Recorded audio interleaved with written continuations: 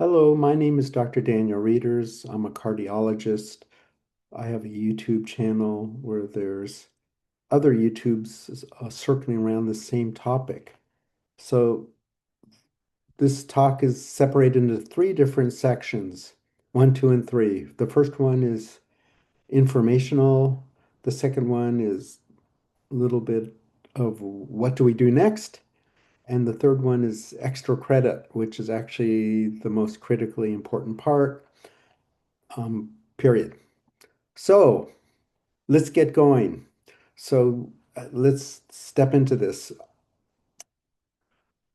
So in doctor's office, what we see is that people order a lipid panel and that's it. They get put on a statin or maybe another drug. It's a little bit seems haphazard from the outside, and there's a lot of confusion around this. So I wanted to give clarity around this. So one of the questions is, why would I ever measure an inflammation marker in a heart patient? And the typical one be hs-CRP, which is not commonly done in a clinic or in a hospital. And so I'm going to unfold this a lot. So it's not complicated. It's just, there's a lot of context that needs to be used. So as a background, the number one killer in the United States is heart disease and strokes, and that's all due to mostly what we call vulnerable plaques that are soft and they rupture and a blood clot forms on them and they get occluded and then a silent situation, no symptoms, can turn into what we call a catastrophe where there's deaths, strokes, heart attacks, hospitalization. So this is what we're talking about. And so it's really important to understand the pathophysiology behind that, which means what's really important and what's going on with you or the patient and what's known in science.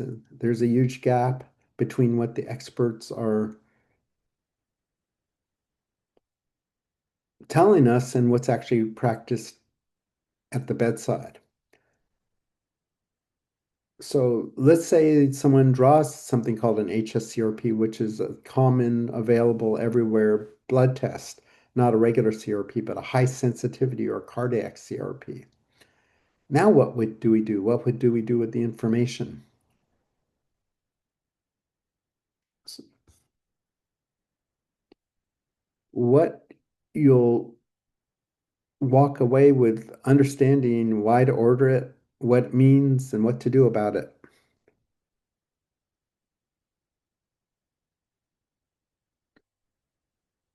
So in a way, we're talking about the soil and the tree, and let's say the apples. So a lot of physicians follow what we call basic guidelines, and those are the apples. So remember these, and these guidelines change from time to time. And there's a bypassing of either what I would call integration, which means what do we know with the science, which is the pathology, what's going on with like the artery. So one of the theories, if the artery is healthy, the heart won't get sick. So we want to know what's going on with its physiology, its pathology. The if you looked at a microscopic slide of it, for instance, and the patient and clinically. And so part of the issue is that artery disease is silent until it's not. So this is more about understanding not only the apples, but the tree that gives the apple and the soil that the tree lives in. You won't get good apples unless the soil is good. Every organic farmer knows this. So we want everything to be healthy and want to understand it. And there are markers that we know. Once a patient develops symptoms, that's a marker. And so those can be an emergency. And so we would rather not have that happen. So the tree is the arterial wall, and the soil is where the tree lives, where the artery lives, what is making that problem. So I'm going to break down systemic inflammation, which is like fire in the body, so to speak, and that's typically for hs-CRP and glyc-A, which is even a slightly stronger marker than hs-CRP for body inflammation, that these that the hs-CRP comes from the liver. And it's to make hs-CRP, you need something called interleukin 6.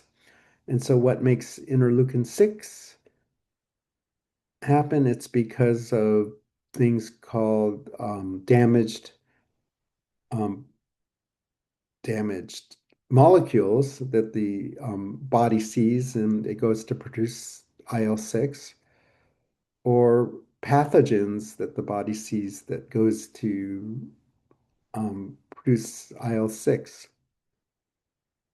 And then we can see what's going on in the tree, so to speak, by getting some blood tests, which are called ApoB elevation. I didn't say LDL because that's what's typically measured, and this talk is not about LDL. C calculated, oxidized LDL, MPO, MP9, and imaging, and that we have markers that are more predictive, and when in terms of something bad's going to happen, and these markers are actually metrics. If you treat them, so they have a higher precision rate, more precise information than just getting your typical cholesterol level, which is a calculated LDL.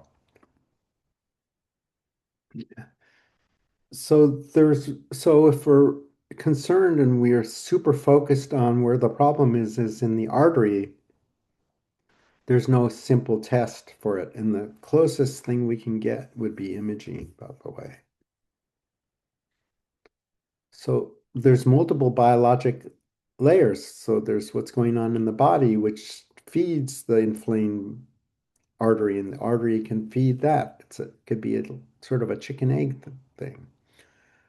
And so what's actually going on in the artery, the plaque, which is in the wall of an artery, inside the wall of the artery.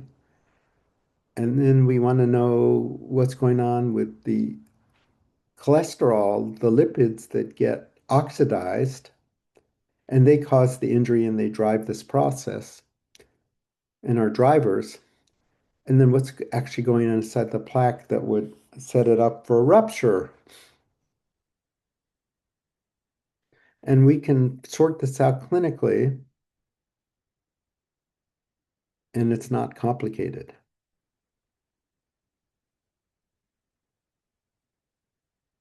So we just don't ignore the hs-CRP and say, let's just focus on the artery also, because the systemic inflammation predicts and is independent of just measuring a cholesterol blood test that everybody measures around the world. So it's kind of standardized around the world. It represents the inflammatory climate inside the whole body, which affects the artery and affects the rest of the health. Inflammation, systemic inflammation, a little bit could be thought of good, a lot, and always is generally thought of not good. And it amplifies what's going on in the artery.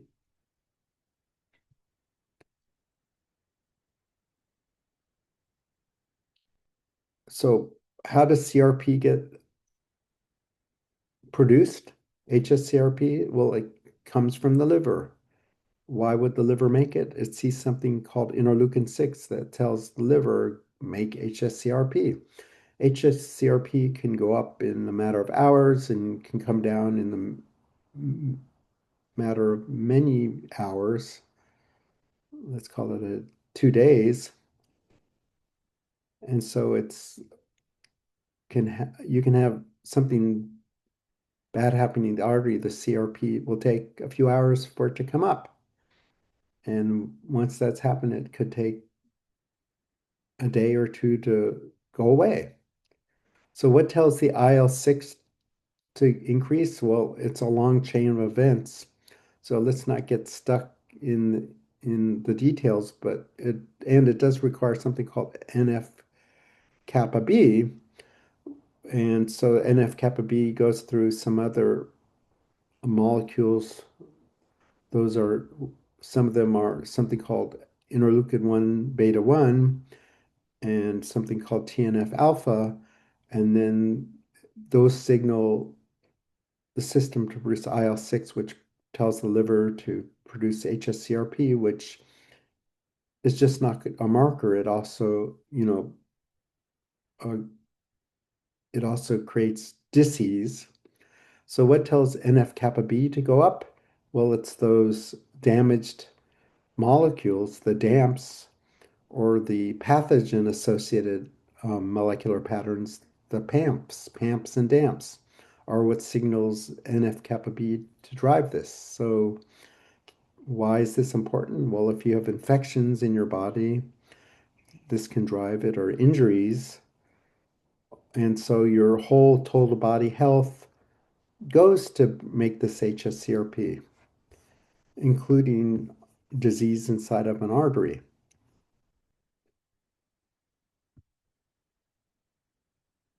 So an elevated hs-CRP, high sensitivity, is telling you, well, the body's on fire. And then we can sort through that clinically and figure that out. It does not tell you where the fire is in the body, where the problem is. Just keep that in mind. So the hs-CRP says a lot. So when is it misleading? When do we not think of artery inflammation? Well, let's say if there's something else going on in the body. We have an abscess, we have an abscess tooth, we've had surgery, we've had a bad infection.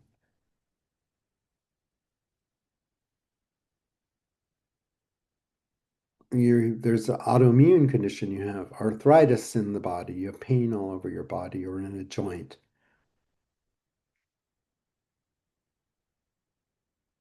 A recent illness like a bad infection or virus. Medicines can increase it when they're started or initially, and then they can decrease it later because they can fix things or not fix things. Or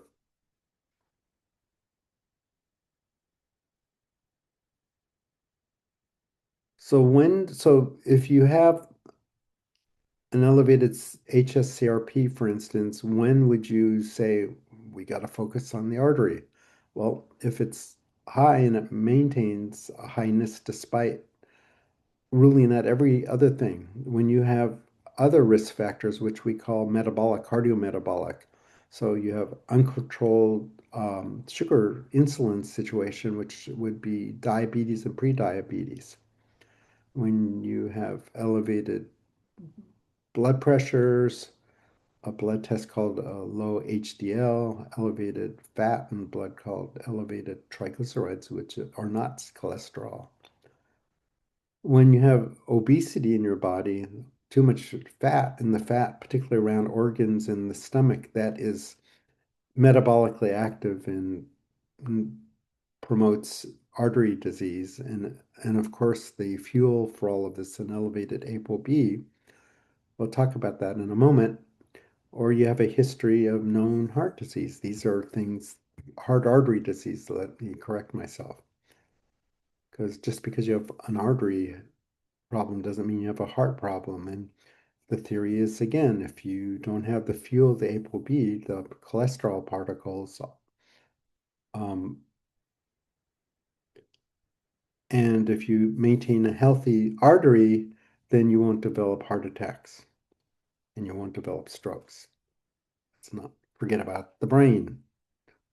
So let's give a short case study. There's a 52-year-old human that comes in, a blood test is drawn, fortunately, and the CRP was elevated at 5.8. So anything over 1 would be abnormal, and definitely over 3 would be even more abnormal. And if we really want to treat a patient really well and get them into a healthy place, we want it less than 0.5. but their LDL is kind of circling around a high normal level of 90, and there's no active infection or anything going on, no fever, joint pain, or recent illness. And there's a family history of early heart attacks. So we already know this patient is genetically prime for problems. So this is, so we wouldn't be so much focusing on treating the LDL, although that would be a part of the treatment. We would be focusing more on this patient's inflamed. Let's assess the inflammation deeper and find out why that's happening and treat that. Or and so many, and if that's too much work in a stressed medical system, at least treat the inflammation, which is a reality. Sometimes it takes 3 or 6 months to see a cardiologist, and in some places it's even harder to get a primary care doctor. Long waiting lists. So when we have systemic inflammation, not focusing on the artery, we can see something called an elevated hs-CRP. And if you really wanted to, you can get an interleukin 6, which is a more specific liver derived signal. It's more upstream from the hs-CRP and closer to the real mechanism. And there's another one that, so if your hs-CRP goes up and down over a matter of a few days, your GLIS-A has a much slower up and down, so it's stronger signal of chronic inflammation. So that can be helpful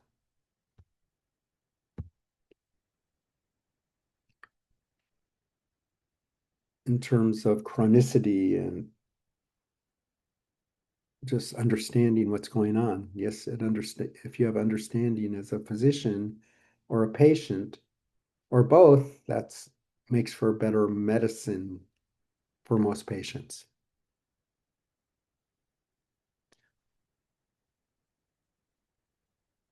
And it's an independent risk factor, independent of hs-CRP, this GLIS-A.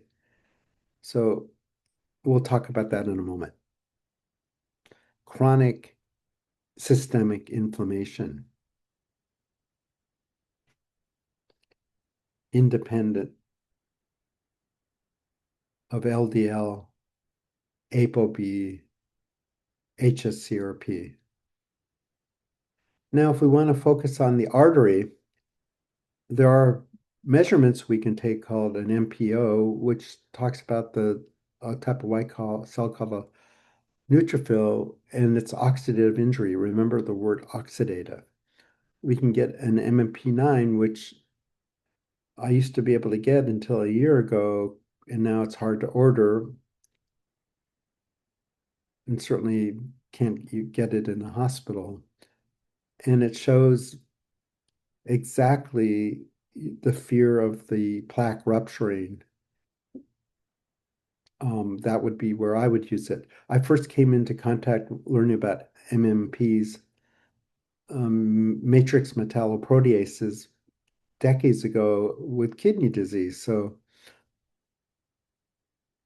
it's a strong marker for what's going on in the brain and the kidney, and particularly in plaques that are ready to rupture, maybe. And so elevated MMP9 in a cardiac patient is a red flag.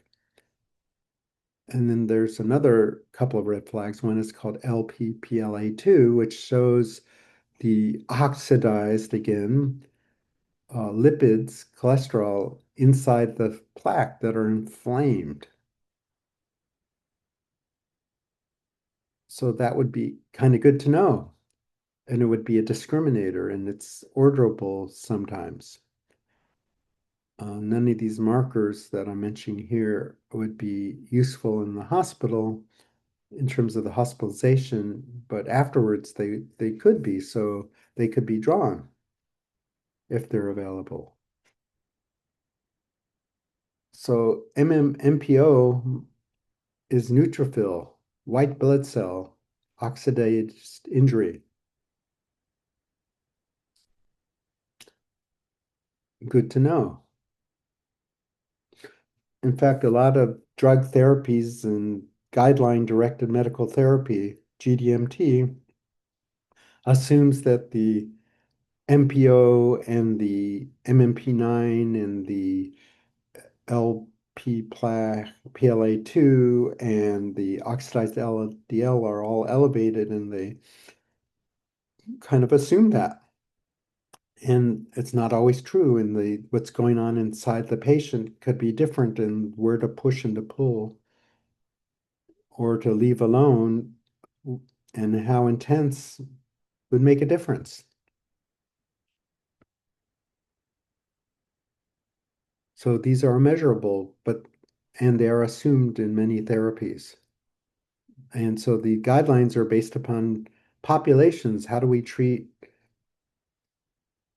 1 million patients versus the patient sitting in front of me would be a different type of question. I so in my clinic and in the hospital medicine, I treat patients, not populations. So what happens inside an atherosclerotic plaque? Well, it's kind of like gristle inside of a artery wall. So there's the outside of the artery, which faces outside. So these arteries, coronary arteries, sit on top of the heart, outside the heart. They're called epicardial. That means outside the heart. And they have outside walls, and inside the wall, the blood flows. And so over these areas that have this fat, this atheroma, they have caps covering them. And the thinner they are, the more prone they are for rupture because it's thin. And you can see this in imaging, and you can also get this blood test, or you used to. I don't know about now, why it got taken away from a lot of national labs. You can measure this MMP9 work is correlated with the thinner the cap. If it's less than 65, that's high risk of rupture. Not certainty, but certainly for me, a red flag. And then there's the oxidized LDL, ox-LDL, sometimes it's ordered as. It shows that, so we have particles. I notice I haven't been talking about LDL-C at all because these markers are more precise. ApoB, so LDL-C measures the weight, how much mass is in the blood, and ApoB doesn't measure mass, it measures particle number, all the particles, well, not all, but for communication wise, the atherosclerotic, the particles that cause this, just not one line. And so it's more predictive measuring particle numbers than the weight. That's just been proved out. And it's in guidelines. So in guidelines, cardiac guidelines, ApoB is noted to be a more precise measure than an LDL-C, and because it measures all the particles. And by the way, the smaller the particles, the easier it is to get from the bloodstream through the vessel wall into the plaque. So to prevent heart attacks and strokes, we want less particles numbers, so lower ApoB, and we want larger particles so they're harder to get in, and then we don't want any oxidation to go along because the oxidation is actually which drives the thing. So oxidized means that these molecules are damaged and they cause inflammation, that they are damaged cholesterol particles, so to speak. And these are what do the bad deed, not just having cholesterol.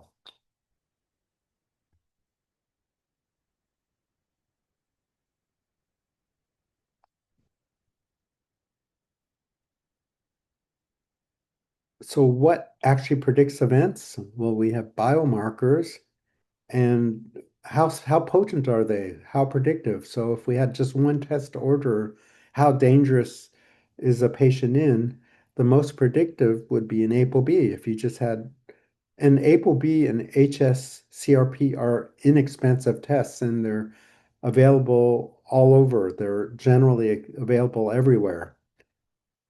So we're not spending a lot of money. And so this is the most predictive out of what's listed here. The next more predictive is lipoprotein A, which we'll talk about. It has a strong predictor. Then underneath that is glyca, Glyca, which is in when it's elevated, it's independent of also hs-CRP. That elevated is more predictive than the ones below. So we're doing a hierarchy. What are, if you had limited resources, what you would like to order? The next one would be an hs-CRP. And the least is the LDL calculated. That is the weakest out of all of these.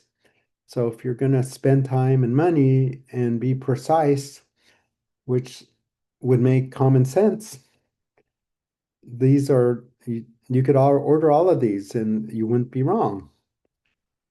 Just make sure you understand what's going on.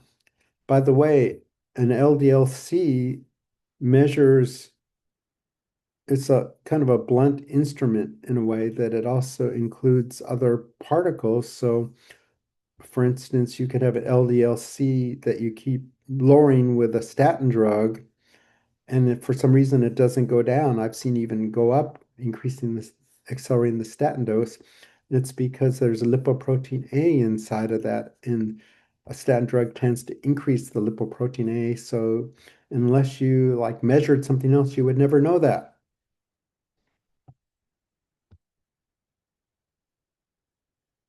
And this is somewhat easy to discern. Um, so if you knew what the lipoprotein A is in the blood, if you multiplied it by 0.3, so let's say you had a LDL-C of 60 and a lipoprotein A of 150. So zero point 0.3 times 150 is 45. And if the measured number is 60 for your LDL-C, you would know that what you're measuring in LDL-C would be actually a lipoprotein A. And so you would not want to keep pushing on that because you'd be getting diminished returns and maybe harming a patient.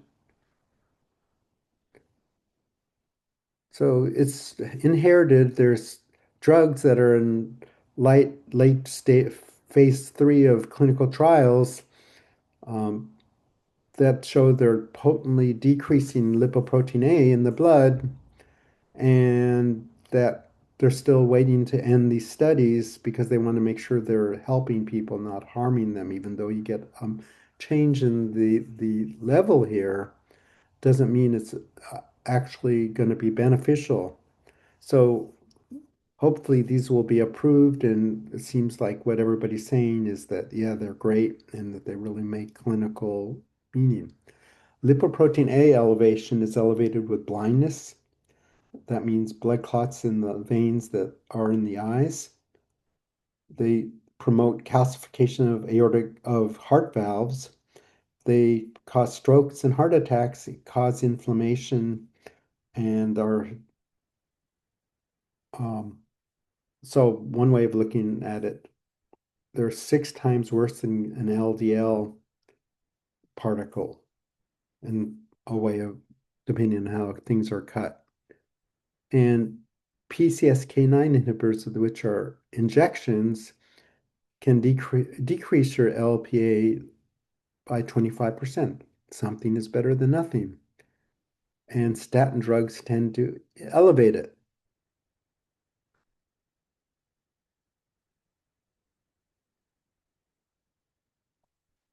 And once it's known in one blood relative, it can be checked in all the blood relatives. So this is something that I urge patients to do to, if it's elevated, to tell their family members to get a check because we're going to have hopefully very great treatments for this. And there's other treatments which aren't, well, we really don't know how it's going to wash out yet. We don't have the data. Published in peer-reviewed journals. There's another blood test that's rarely ordered called a TMAO, which involves inflammation in the gut. Remember talking about DAMPs and PAMPs and toll-like receptors and NF-kappa B and TNF alpha and interleukin 1 beta 1 going to interleukin 6 that produces hs-CRP. So this is part of what drives this, and it's not only what you eat, which can affect your TMAO, including meat, red meat. I think more of it is gut health and what you put into the gut, your food, your nutrition, and whether the gut is working properly. And I know there's a huge amount of doctors that are experts in treating gut health. So if it's elevated, it's just not eat less red meat. It would be let's send you, or if you know how to, let's treat gut health.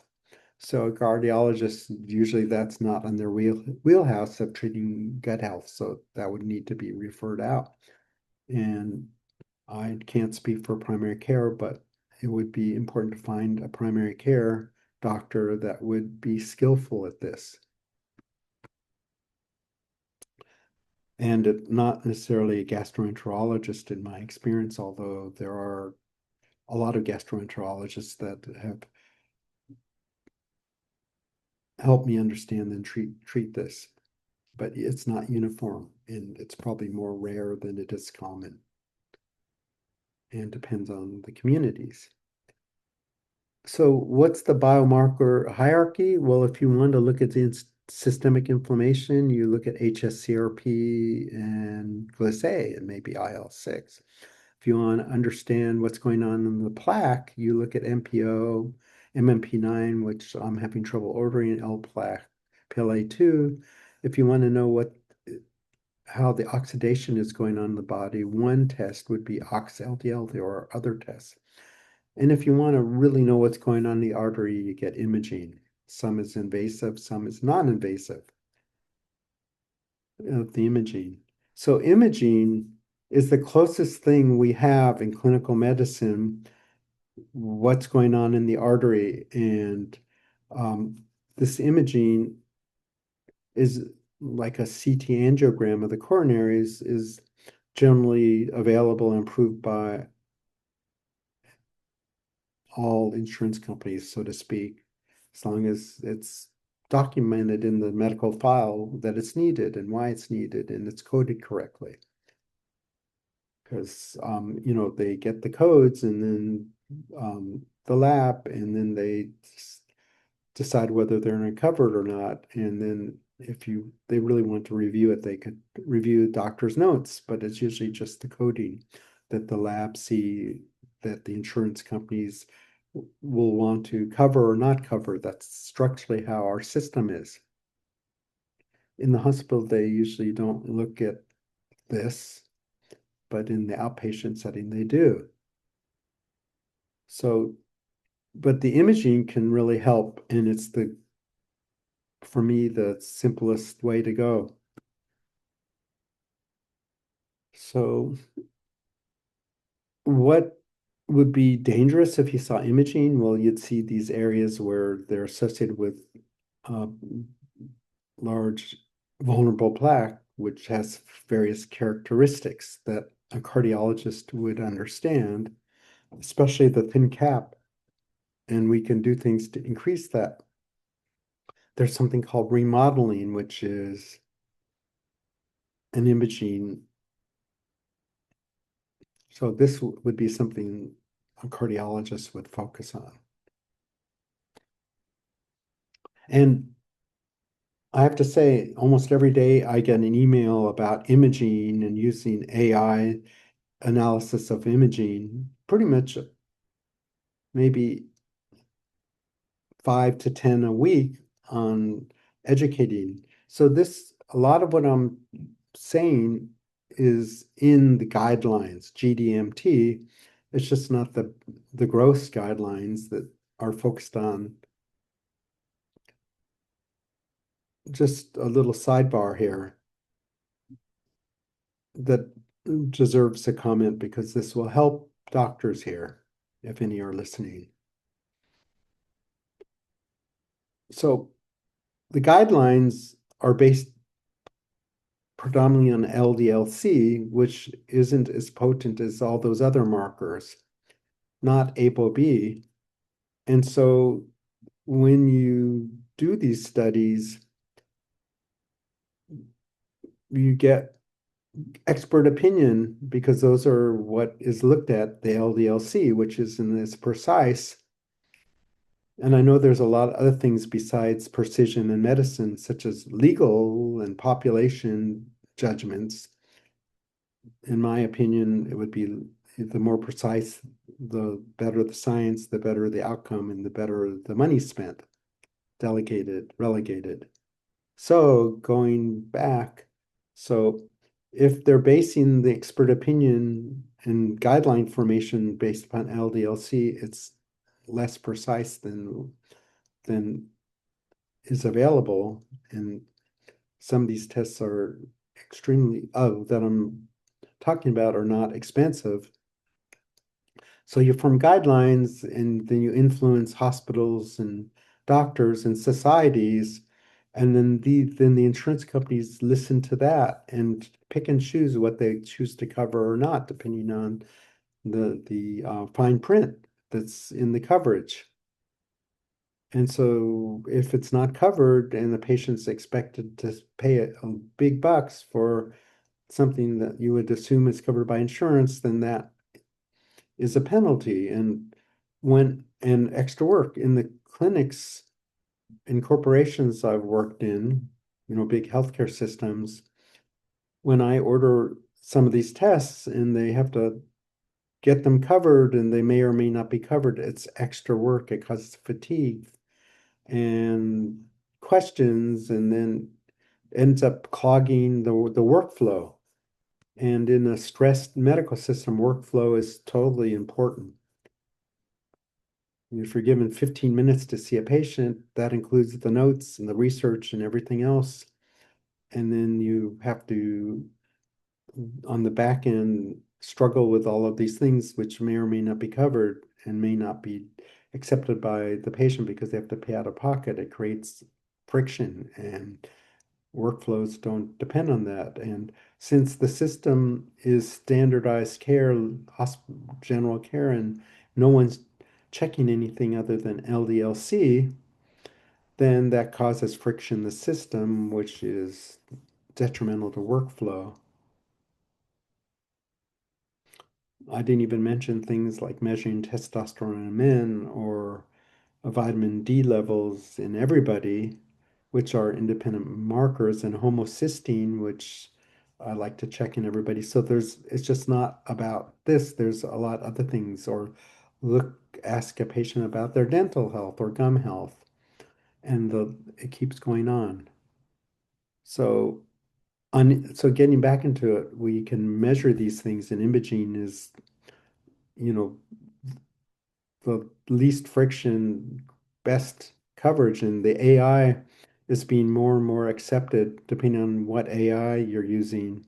Analysis is an add-on to a CT angiogram, and often the patients are steered to one versus the other because of insurance coverage, and these are getting increasingly accepted by insurance companies because they're smart. But it's a slow, sluggish system. So it's the vulnerable plaque that cause strokes, heart attacks, deaths, morbidity, doctor's visits, consumption of medical care, and the consumption of the patient's life just built around that, which health is one of the major risk factors for stress, which directly affects health.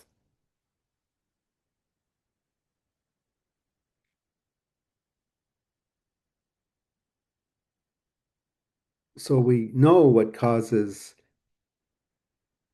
risk and worry. So let's just focus on this picture up on the left corner here. So we see an artery, we see the outside wall that I talked about, the middle, and then the inner wall. So this is where the blood flow. So imagine if you just got a coronary angiogram and that just fills this part. It could even look normal, although you could have a vulnerable plaque here that's ready to rupture. And so it could be read out by the cardiologist as mild disease, non-obstructive coronary disease, yet this artery could be ready to bust open and turn an asymptomatic patient. I'm not trying to scare anybody because it's these non-obstructive mild disease patients or no clean coronary patient that can have the heart attack in the heart or the stroke in the brain, and you wouldn't know unless you probed it somehow with CT angio with AI or getting like blood tests. So like an hs-CRP would be a very blunt, gross screening test, for instance, but it would certainly give you more information than just and more precision. So in the hospital, it's different than in the clinic. And in the clinic, we can order these things and have patients come back, and we can order a lot of them because there's increased and less availability of a cardiologist or a doctor to come and see a patient. So sometimes it makes sense to order a bunch of markers, and sometimes, which aesthetically better, to just order one or two tests. And then if something's elevated, then you track it down or refer it out. So things to worry about is an hs-CRP that is elevated with no other cause. They don't have arthritis or surgery or a cancer going on. And then you can do a deeper dive. In the meanwhile, you can still order a diabetic panel and check things like hemoglobin A1C would be something easy to check, the diabetic marker and some other markers. So pick and choose. And if there's a clinical reason or an index of suspicion, we call it, then you can get imaging. And there's all kinds of imaging and emerging imaging. And it's us cardiologists are getting educated about that all the time, or at least introduced to, given the opportunity. It's in our my latest Journal of the American College of Cardiology mail out was talking about more imaging and become the imaging of the future.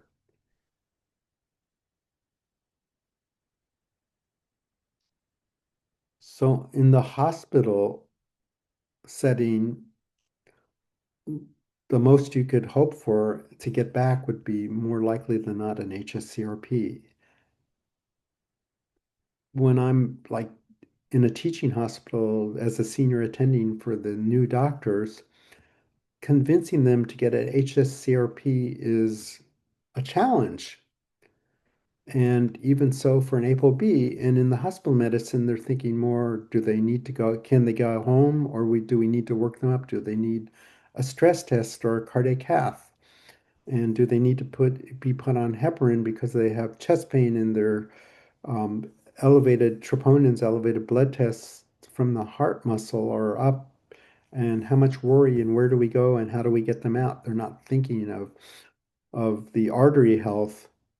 They're just thinking very triage thinking. The hospitalists are very overstressed, and when I talk to them, they don't want a paragraph. They want, tell me what to do. I'm super busy and I can't think, and just, give me a guideline. Tell me the steps I need to take. Tell me what to do and tell me the dose of the drugs or the parameters. What's the blood pressure and pulse supposed to be?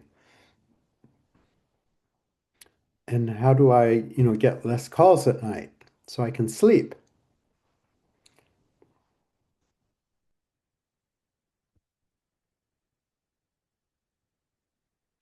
And so But these things can be checked and followed up as in an outpatient because it's really telling you what the is driving their acute coronary syndrome, their non-STEMI, their or full heart attack or full thickness heart attack, so forth. So it doesn't take more than a click of a mouse to get these and just let them cook and have someone follow up with it. The problem is the people following up with it, well, they know what to do with the information. And this is why I'm giving this talk here. So everything I've been talking about are in guidelines. They're just in nuanced guidelines. So everybody thinks guidelines are the way to go. And you can look, there's physicians use this thing called UpToDate commonly, or now OpenAI is very available and other AI. So they have this available, it's restricted in commercial medicine. And so only certain AIs are approved. And they don't replace the thinking of the doctor, don't ever consider that. They're just, let me ask a quick question. What would be this or that? And they can get deep or very quick answers because there's little time. They live in a scarcity of time and brain power and money and politics in the hospital and being considered a safe doctor following guidelines. So the guidelines aren't what people think they are. They're just, and by the way, guidelines just mean guidelines. So focus on these other things. By the way, there's something called MDM, and so that's how Medicare pays a doctor, for instance, in the clinic. And they don't really weight smoking cessation, me telling a patient, working with them to do that, or getting the weight down, particularly with the around the abdomen, or controlling the hemoglobin by diet or lifestyle, exercise, sleep, and stress management. If I put someone on a pharmaceutical or order a stress test or a cath, Medicare considers that as a simpler way to so that I can bill more for my time. Besides using cognitive thinking, I have to document how much thought I put into it, how much risk is going into the patient. But the system is weighted toward procedures and medications. I know this is going to create friction for people hearing it, but that's just the way that the reimbursement system is set up in many different ways. So, and after all, someone has to pay the bills, keep the lights on. So, what are the therapeutic levers? So, we'll treat the tree here. And so we would decrease the amount of ApoB, the substrate that causes plaque. If there's no ApoB, then the theory is the plaques won't form. And even if there's plaques, the lower they are, the ApoB, the more there's a biologic push to make the plaques get smaller and not grow. So this is a misnomer, aggressive LPA management. That doesn't exist. Probably when I made this slide, I meant LDL-C because that's what people measure. And so I can't just focus on what I consider, it's not really what I consider what science, medical science has proven to be more potent metrics, but this is how the system is weighted, looking at certain metrics, and there's better metrics, and then putting them on pharmaceuticals. And I know when I every morning when I take my supplements, some of them I look at them and I say, yes, this is really helping me a lot. And I compare them in a way to the pharmaceuticals and say, yeah, these are great. And then the next thing would be to stabilize the plaque. If you have an unstable plaque, that's a red flag, that's a 911. And you'd want to first cool it off by using anti-inflammation, all guideline, um, and uh, and then decide how much you want to image a patient depending on what's going on. If they're having cardiac symptoms like chest pain that's becoming more frequent, or they can't do physical work like they could before, or they get short of breath where they didn't get short of breath before, these would be like red flags for more aggressive cardiac care. And then we'd want to look at decreasing oxidative stress in the body and in the arteries. So the question is, so I order hs-CRP, it's elevated, what do I do? And we've answered that in a methodical way. We want to make sure that it's more likely than not coming from an artery, and if it's not, where is it coming from, and figure that out, and then do a deeper dive, either with lab testing or based upon clinical medicine. Um, Examining the patient and talking to them. Imagine listening to a patient in a space where a doctor has no time to listen and they feel like they have to talk more than listen. And somewhere I heard that 85–90% of diagnosis and management is by what the patient tells the doctor. So this is a digression in what I'm talking about, but it's a shadow, and it's a shadow piece of the medical field, um, discussed in my other YouTubes. Now you know about the soil in the tree, not just the apples. So the apples would be the simple guidelines. Just tell me what to do, doc. Just guidelines, tell me up to date, tell me what to do. Now we're using AI more, which is something that needs to be trained and still needs the doctor to, because the doctor, it needs the doctor to, in fact, AI is going to improve medical care if the AI is trained properly and the doctor is willing to spend the time to do that and still maintain their authority over it all, which is always required. So now we're going to go into the second phase of the talk, what moves the needle. And so this isn't a super deep dive, but it is a deep dive, and this is not all complicated. So just to summarize, get some extra tests done. You can pick and choose depending on where you are and what's clinically indicated. So if we're targeting ApoB, which is higher up on our hierarchy of precise biomarkers, depending on the severity, we get it pretty low. And we can do that with statins, which can be in the range of 20 to 50% reduction, statin drugs. There's no war for against statins.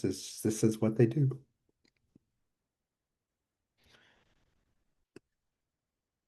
A pill that lowers ezetimibe, which lowers cholesterol in the blood,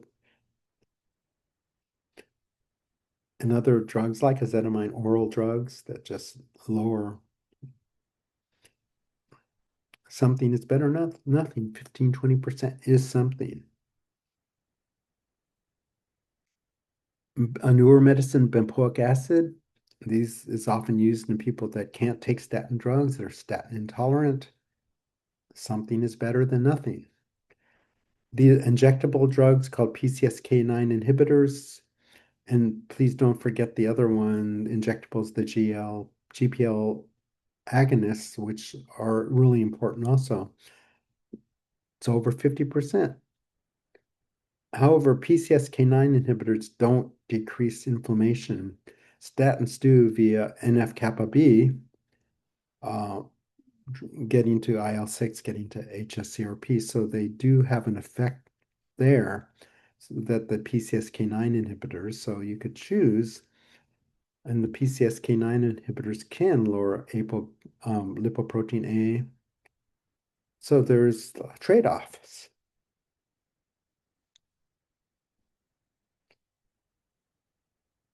So up until now, it's the tough one, lipoprotein A. And there are proven therapies. They just haven't gone all the way through the peer review clinical trials, but they're looking very favorable. So look for updates. At least check it. And it's just a matter of coding how to get it reimbursed by insurance companies. Advantage, PCSK9s right now can decrease Lp little a.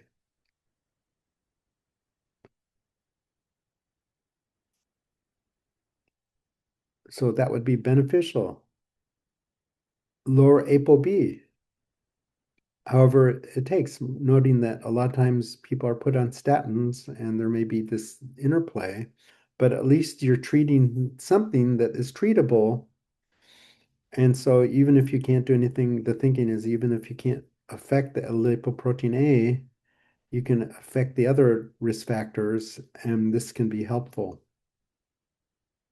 And we can do things, put people on medications, and they can lower your lipoprotein A. There's a bunch of things, but do they actually help patients? Well, there's a paucity of information. And so some people are very bullish about these other ways, and um, we just don't have good science. Not just because we don't have good science doesn't mean um, one thing or another. So we just don't know. Our certainty goes way down.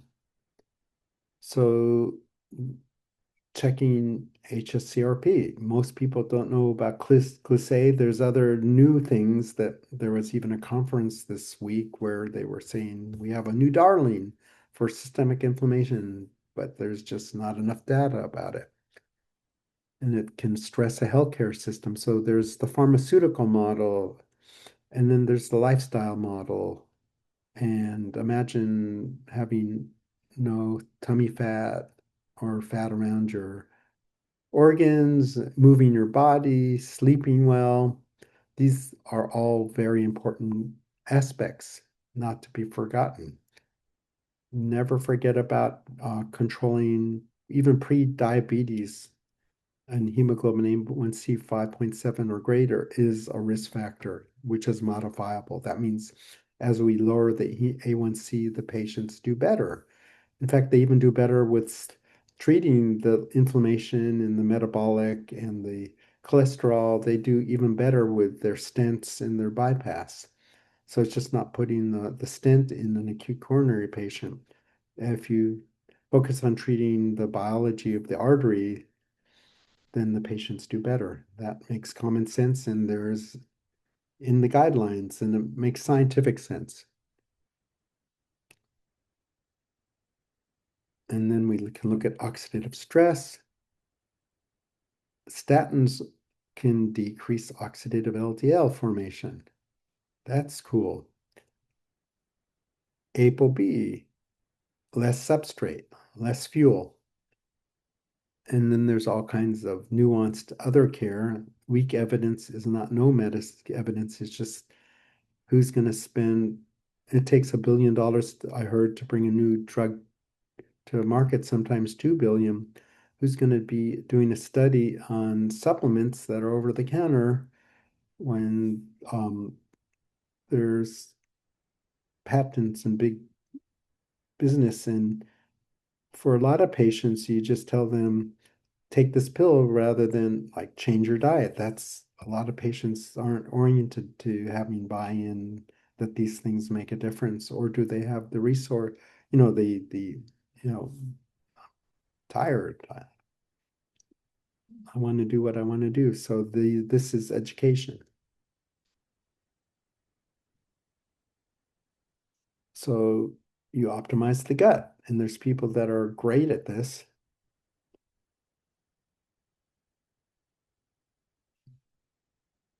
So there's a gap between the very floor of guideline medicine and the ceiling of guideline medicine. And this is the space that we all practice in. For some reason, people think that guidelines are all there is and that the least that you do are the way to go. And so there's pick and choose these very, it's hard to understand the authority. So I'm asking the doctors and the patients just not to be treating on the very floor of care, to go in the gap up toward the ceiling somewhere, depending on a lot of factors.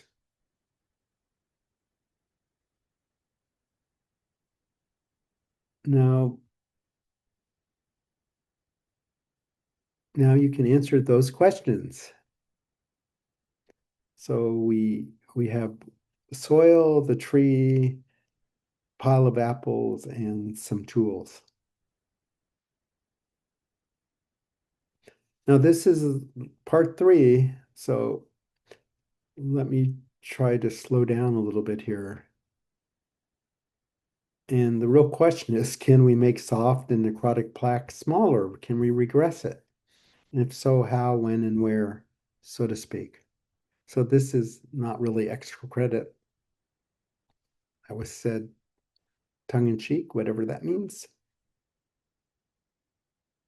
So if you have an abscess, you stick a scalpel into it or needle and it drains. So arteries aren't built that way. We're talking structure. You can't drain that. In fact, if you ruptured a plaque, that could cause a cardiac emergency and death or heart attack. So we definitely don't want to do that. We want to do like the Navy SEALs, slow and steady. That's the pulse, and that's the way. We want to not open that space. We want to starve the plaque, cool the inflammation, get the debris in the plaque to drain in a safe way. This is nuanced medicine. And we have a few markers, we don't have a lot. So you want to starve, get the ApoB as low as possible. And in severe things, you want to get it very low for a period of time, not for a long period of time, my opinion. And if it's not an emergency, we can relax around this and take our time, so to speak, but definitely have intention. We want to,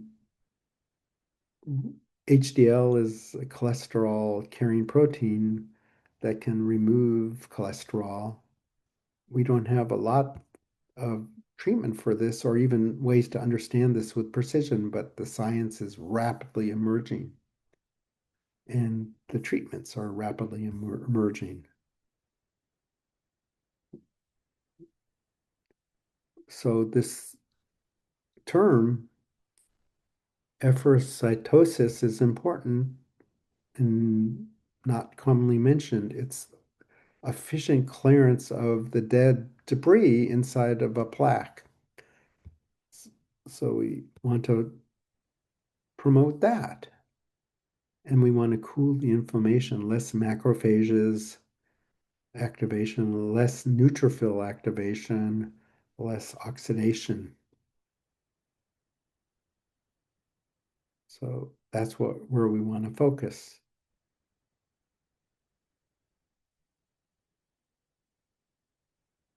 So we have high risk states, which would be a high ApoB, which are all the particle numbers and all of the particles.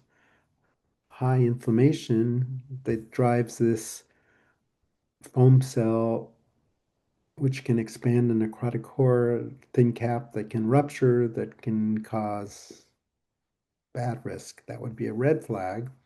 A green flag situation is where the ApoB is low. There's a cooled inflammation in the body and in the artery wall. The cholesterol is leaving. The efferocytosis is working, and we get a smaller core inside the plaque, inside the artery wall, and then we get a thicker cap, so it's less likely prone to rupture. And this is in what we call as like stable plaque. This is what we want to do, not that. So we want to put our attention there, not keeping there.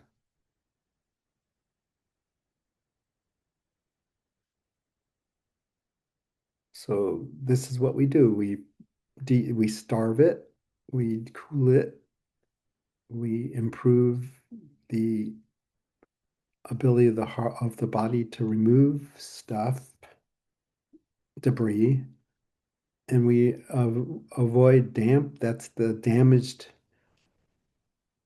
molecules. Signaling is a big topic, which we're not going to cover, but it's more subtle and important topic.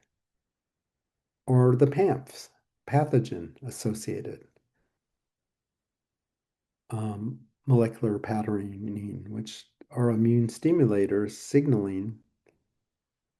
We want to control diabetes, obesity, particularly around the stomach and the organs, and we have ways to measure and do that. So it's all about the signaling. So your body, so it's getting the body, what does this mean? What it does is if you give the body, if the body's putting out the right signals, the whole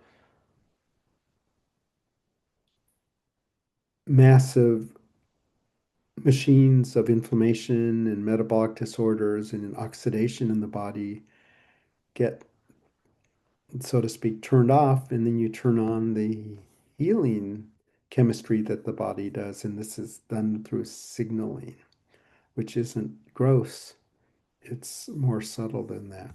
The signals have to be correct. Now you know it's, how do you know it's working? Well, on imaging, if you repeat it, you can get like this IVUS, which is a catheter we put inside coronary arteries. That's invasive. OCT, the CT angiogram, not the calcium score. Calcium score doesn't tell us about soft plaque. It just tells us about hard plaque. Hard plaques, the deed is already done. We want to know about what we can do, the soft plaque, and it, specifically CTA with AI can show vulnerable plaque. And it's not putting a catheter inside an artery inside the heart. And we can see this. So simply speaking, we want to lower the ApoB and aggressively in certain scenarios, we want to lower the hs-CRP, GLIS-A. We want to decrease these markers and others in particular clinical scenarios. It's not complicated. It's doable. So ApoB is the fuel, inflammation, oxidative stress, metabolic factors such as hemoglobin A1C. These are critically important. We want to work on each system, but we want to know where the intensity is. And some people need imaging, and we can follow that. So guidelines are translated into standard of care, which isn't always a standard in a particular community, and it depends on which guidelines you look at. So these bottom floor guidelines are looking at getting to the floor, which is better than not being anywhere at all. But there's guideline directed and science directed care that goes below the floor.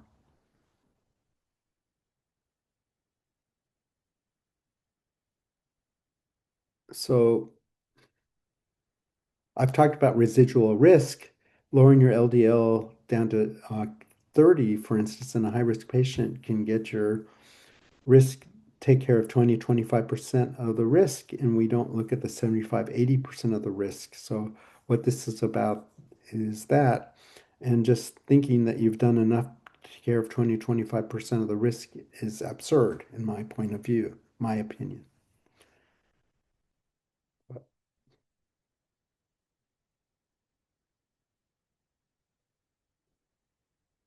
So the foundation of precision cardiology is ApoB builds the plaque and feeds the plaque. Inflammation destabilizes the plaque.